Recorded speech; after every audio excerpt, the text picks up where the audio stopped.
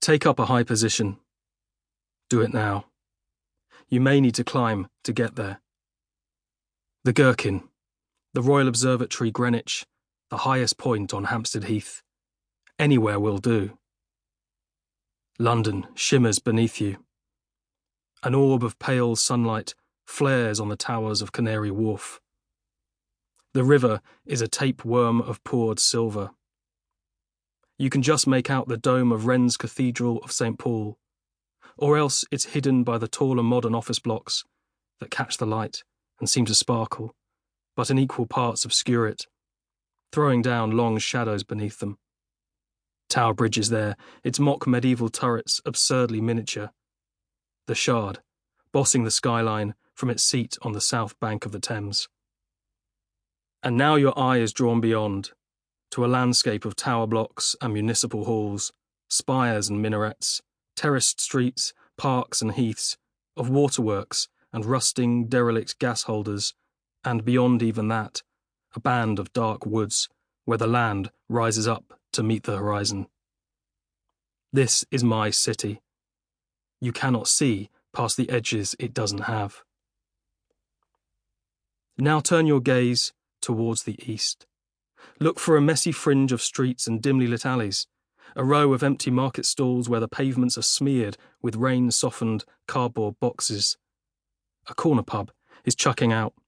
A kitchen porter empties a bucket, and its swill forms a dozen rivulets that trickle across the street and pool beneath a 4-story building in London stock brick. Now look up, above the Nigerian textile shop that I guarantee will still be open this late. Can you see a flickering glow at the first floor window?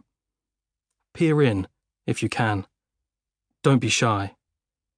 This is where you'll find me, working late and by candlelight, bent over a large, heavily creased map. Collins Street Finder, on a scale of 1 to 17,500, presents London in all its familiar intricacy. But like all two-dimensional maps, it bears only a faint resemblance to the real city, as experienced by its inhabitants. I look down on a giant circuit board of white streets, yellow A roads and snaking black railway lines, with tube stations, parks and famous landmarks labelled in a clear sans-serif font. From Hither Green in the southeast to Cricklewood on London's northwest frontier, the Street Finder is a hymn to flatness. All the city's depth has been wiped away, the messy verticality of its hills and towers, tunnels and troughs, reduced to one thin sheet. It is not enough, a partial truth. I want to go beneath, deep under London streets, to find the essence of this place, to understand the city as a living, breathing landscape. And so, here I am, in my one-bedroom flat above an East End market, obsessively modifying a street map with felt tips and marker pens. I shade a block of orange over Trafalgar Square to represent the wind-blown clay and silt present deep beneath the bronze lions and the tourists lining up selfies.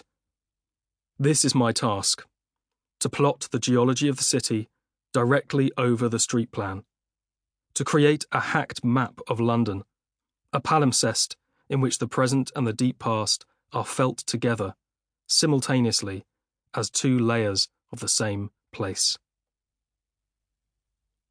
If you view the city from a height, you are seeing London as it wishes to be seen, thrusting, monumental, its spires and skyscrapers reaching for the heavens.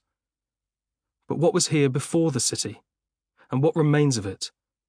What can still be felt, if not directly, then as an echo, a trace effect in the urban psyche? The earliest maps of London, like Weingard's sketches of 1543 or Holler's long view of 1647, were not really maps at all, but panoramas. They were drawn from real or imagined vantage points south of the river, and showed fields, forests and rolling hills surrounding the embryonic city, which was still mostly enclosed within the limits of its medieval walls. But even then, much of what had defined the natural landscape of London had already been erased, marshes drained for pasture, woodlands stripped, streams paved over, the Thames itself embanked, contained, encroached upon by wharves and jetties.